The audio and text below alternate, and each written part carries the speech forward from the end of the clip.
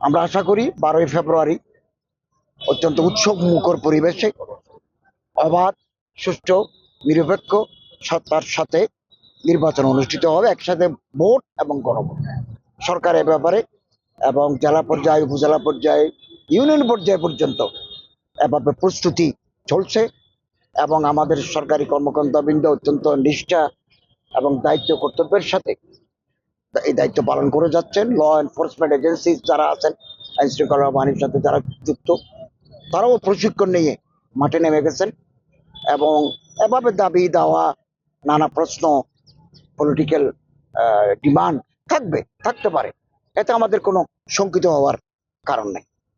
Thank you sir. আজকে দেখছি আমরা যে ইমাম সাহেবের সাথে আপনারা মিটিং করছেন, অন্যান্য ধর্মাবলম্বী যারা আছে, অন্য ধর্মের যারা আছে, ওনাদের সাথে আপনাদের আচ্ছা, পরিকল্পনা খুব ভালো কথা।